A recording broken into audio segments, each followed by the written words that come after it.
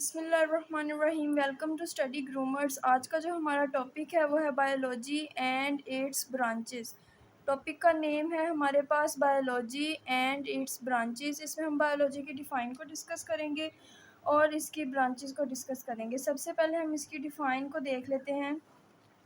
Biology is the scientific study of life. Biology हमारे पास scientific study है ज़िंदगी के बारे में। साइंटिफिक का मतलब होता है साइंसी। साइंसी स्टडी ज़िंदगी के बारे में कि ज़िंदगी के बारे में साइंस क्या कहती है या साइंस का क्या ताल्लुक़ है हमारी लाइफ के साथ, क्या इसका इम्पेक्ट होता है हमारी ज़िंदगी पर, वो हम इसमें पढ़ेंगे। Biology is the scientific study of life.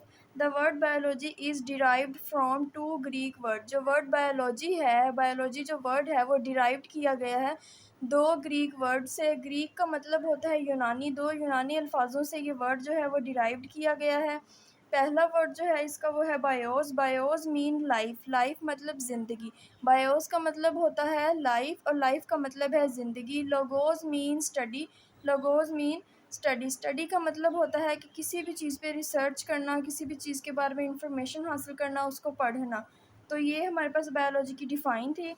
उसके बाद आ जाता है it explore the structure. It explore the structure, functions and interaction between living organism. मतलब कि इसमें हम तलाश करते हैं। एक्सप्लोर का मतलब होता है तलाश करना। इसमें हम तलाश करते हैं स्ट्रक्चर को, किसी भी ऑर्गेनिज़म का ढांचा, किसी भी ऑर्गेनिज़म का फंक्शन कि वो किस तरह से काम करता है, और किसी भी ऑर्गेनिज़म की इंटरेक्शन मतलब ताल्लुक़। ताल्लुक़ किसी भी ऑर्गेनिज़म का ताल्लुक़ बिटवीन लिविंग ऑर्गेनिज़म दूसरे ऑर्गेनिज़म्स के साथ। ऑर्गेनिज़म्स कहते हैं जानदार को। तो किसी भी जानदार का ताल्लुक़ दूसरे जानदारों के साथ, उसको हमने इसमें तलाश करना है। उनका ढांचा, उनका काम करने का तरीका, ये सब कुछ इसमें हमने बायोलॉजी में पढ़ना है। उसके बाद इसकी इम्पोर्टेंस को देख लेते हैं। ये हमारे पास इसकी इम्पोर्टेंस है। इम्पोर्टेंस का मतलब होता है अहमियत। तो हम इसकी अहमियत को पढ़ेंगे। Biology help us to address issues related to the health, food and the environment. Biology हमारी हेल्प करती है उन इश्यूज़ को, उन मसलों को। एड्रेसेस का मतलब होता है पहचानना, कि उन मसलों को, उन इश्यूज़ को पहचानने में जो हमारी मदद करते हैं, हमारे जो रिलेटेड होते हैं, ताल्लुक़ जिनका होता है हमारी फूड से, हमारी हेल्थ से, फूड से and the environment. Biology help us to address issues, वो मसले जो हमारी मदद करते हैं और जिनका ताल्लुक़ होता है हमारी सेहत से, हमारे फूड से और हमारी एनवायरनमेंट से, वो हमने इसमें पढ़ना है। उसके बाद आ जाएगा biology offers are fascinating. Fascinating का मतलब होता है दिलचस्प। बायोलॉजी क्या करता है, हमारे पास ऑफ़र करता है फ़ैसिनेटिंग, दिलचस्प सफ़र। एक दिलचस्प सफ़र होता है जिसमें हम लोग पढ़ते हैं बायोलॉजी के बारे में। पेज को हम लोग टर्न कर लेते हैं और आगे बढ़ते हैं। Biology offers a fascinating journey. Biology हमें प्रोवाइड करती है एक दिलचस्प सफ़र ऑफ डिस्कवरी, जिसमें हम मालूमात हासिल करते हैं, जिसमें हम डिस्कवर करते हैं, खोजते हैं। From the microscopic word of bacteria. Microscopic word of bacteria का मतलब होता है कि बैक्टीरिया के बारे में स्टडी करना। माइक्रोस्कोपिक का मतलब होता है कि वो बैक्टीरिया जिनको हम आम आँख से नहीं देख सकते, जिनको सिर्फ़ और सिर्फ माइक्रोस्कोप के ज़रिए देखा जाता है।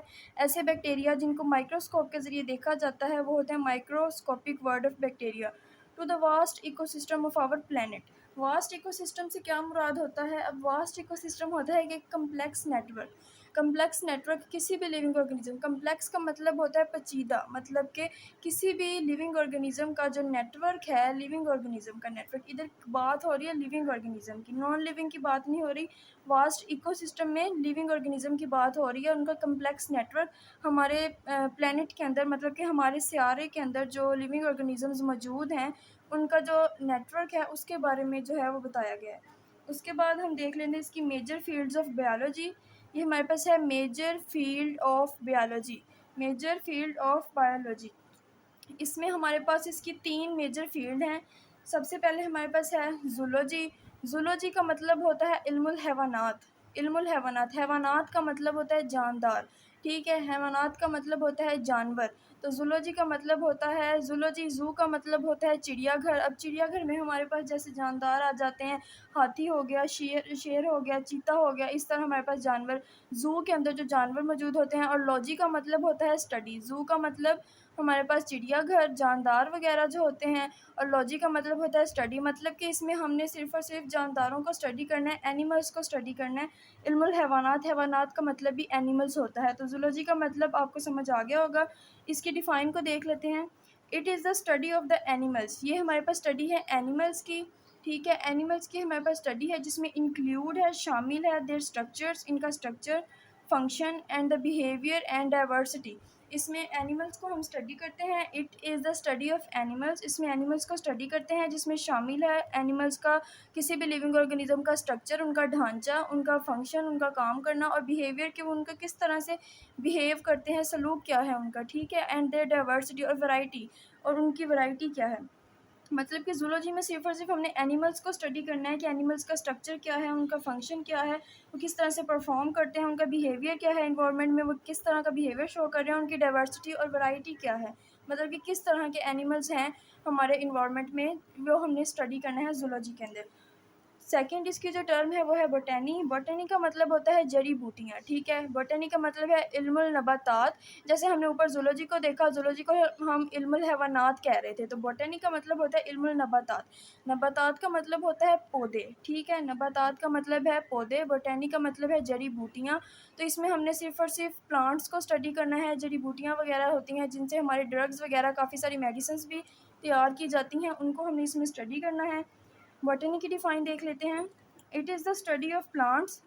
It is the study of plants. इसमें हमने सिर्फ और सिर्फ प्लांट्स को स्टडी करना है, इंक्लूडिंग जिसके अंदर शामिल होगा देयर स्ट्रक्चर्स, इनका स्ट्रक्चर, मतलब कि प्लांट्स का स्ट्रक्चर, ग्रोथ, उनकी नशोनुमा किस तरह से हो रही है, एंड द रिप्रोडक्शन, और रिप्रोडक्शन मतलब कि नस्ल कशी, किस तरह से प्लांट जो है वो जनरेशन टू जनरेशन ग्रोथ करते हैं, एक प्लांट से किस तरह दूसरा प्लांट रिप्रोड्यूस होता है, एंड इंट्रैक्शन, और उनका ताल्लुक विद देयर इन्वायरमेंट, और इन्वायरमेंट के साथ उनका क्या ताल्लुक़ है, माहौल के साथ उनका क्या ताल्लुक़ है, ये हमने इसमें स्टडी करना है। बॉटनी का मतलब होता है it is the study of plants. Botany में हमने स्टडी करना है प्लांट्स को।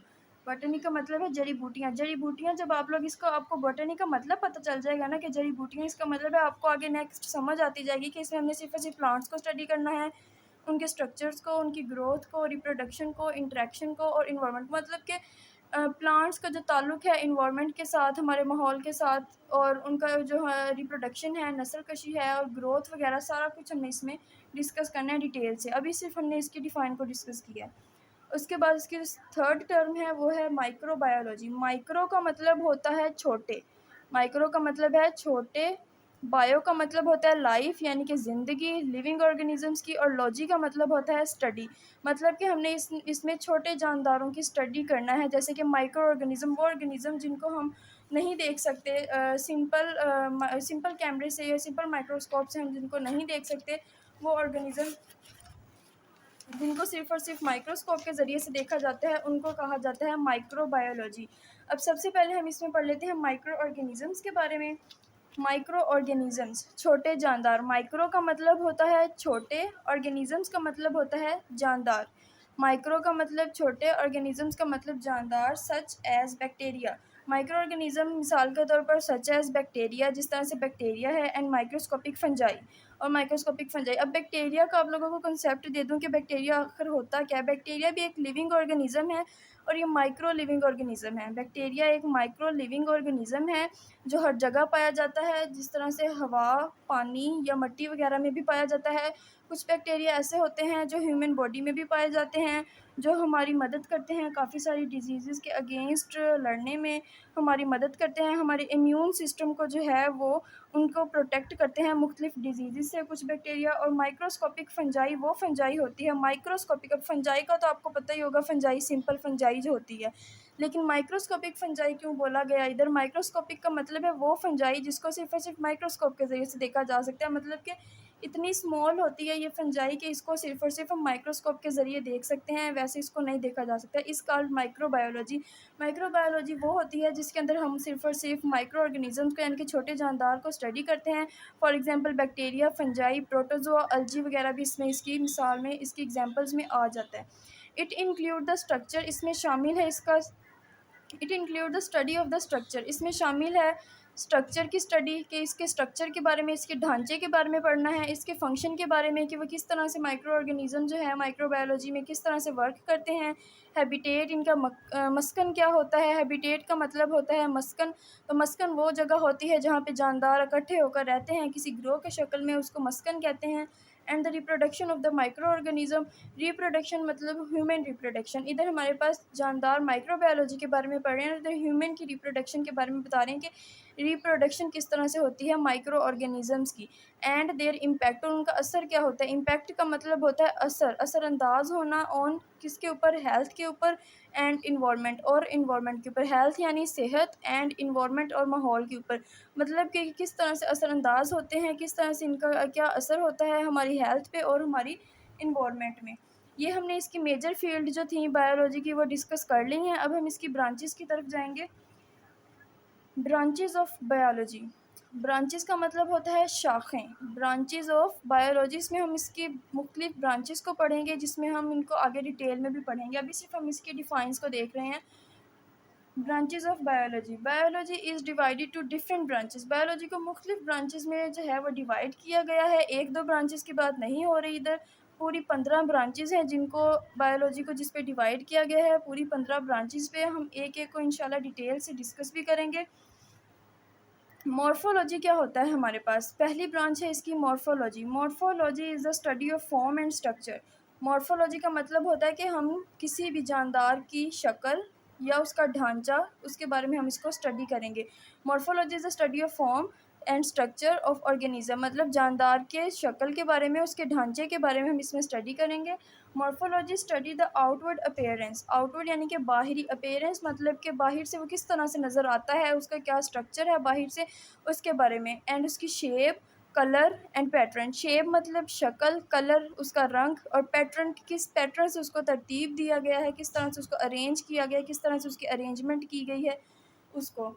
एज़ वेल एज़ इसके अलावा इंटरनल स्ट्रक्चर, उसके अलावा इसका अंदरूनी साख्त। स्ट्रक्चर मतलब साख्त, अंदरूनी साख्त लाइक ऑर्गन्स, मतलब कि किसी भी औज़ा के ऑर्गन है। अब कोई भी हमारे पास ऑर्गेनिज़म है, कोई भी जानदार है, किसी भी जानदार के जो हमारे पास इंटरनल स्ट्रक्चर है उसके बारे में हमने इसमें स्टडी करना है कि इंटरनल स्ट्रक्चर की किस तरह की शेप है, किस तरह का उसका कलर है, क्या उसका पैटर्न है, किस तरह से उसको जो है वो ऑर्गेनाइज़ किया गया है, क्या उसकी अपीयरेंस है, किस तरह से वो नज़र आ रहा है। तो मतलब कि किसी भी ऑर्गेनिज़म के हमने इंटरनल स्ट्रक्चर जो है उसके ऑर्गन्स को देखना है कि उनकी शेप किस तरह की है, उनका कलर किस तरह का है, उनका पैटर्न किस तरह का है। ये हमने मॉर्फोलॉजी में स्टडी करना है। नेक्स्ट हमारे पास आ जाता है एनाटॉमी। एनाटॉमी का मतलब होता है तशरीह। तशरीह मतलब कि किसी भी चीज़ को डिटेल के साथ एक्सप्लेन करना है, एनाटॉमी का मतलब ये है। अब एनाटॉमी इसकी सेकंड ब्रांच है बायोलॉजी की, इसको हम देख लेते हैं। Biology, branch of biology that explore the internal physical structure. ये वो ब्रांच है बायोलॉजी की जिसमें हम खोजते हैं इंटरनल, अंदरूनी, फिजिकल यानी कि जिस्मानी, और स्ट्रक्चर मतलब कि साख्त, मतलब कि इसमें हम क्या करते हैं, खोजते हैं किसी भी ऑर्गेनिज़म की अंदरूनी साख्त को, मतलब कि किसी भी ऑर्गेनिज़म की अंदरूनी साख्त को हम इसमें खोजते हैं, देखते हैं कि कोई भी ऑर्गेनिज़म अंदर से किस तरह का उसका फंक्शन है, क्या उसका स्ट्रक्चर है, किस तरह का उसका पैटर्न है, ये हमने इसमें देखना है ऑफ ऑर्गेनिज़म, किसी भी जानदार का। पार्टिकुलरली ख़ास तौर पर ह्यूमंस के अंदर ज़्यादातर इसको देखा जाता है कि किसी भी इंसान का जो स्ट्रक्चर है, फ़िज़िकल स्ट्रक्चर जो है, उसके इंटरनल अंदर की क्या पोजीशन है, उसमें हमने एक्सप्लोर करना है, उस बात की खोज लगानी होती है। ख़ास तौर पर पार्टिकुलरली का मतलब होता है ख़ास तौर पर ह्यूमंस यानी कि इंसानों में। इट हेल्प, ये हमारी मदद करते हैं इन डिज़ीज़ डायग्नोज में, डिज़ीज़ को डायग्नोज करने में हमारी मदद करते हैं। ठीक है, कि ये हमारी मदद करते हैं कि हमने बीमारियों को किस तरह से पहचानना है। डायग्नोज का मतलब होता है तशख़ीस, तशख़ीस होता है पहचानना, किसी भी बीमारी को पहचानना कि आया इस इंसान को, इस ह्यूमन को किस तरह की बीमारी है, उसको पहचानना। डिज़ीज़ का मतलब होता है बीमारी। हेल्प मतलब कि मदद करता है। ये एनाटॉमी जो है ये हमारी हेल्प करती है डिज़ीज़ को पहचानने में, यानी कि उनकी तशख़ीस करने में।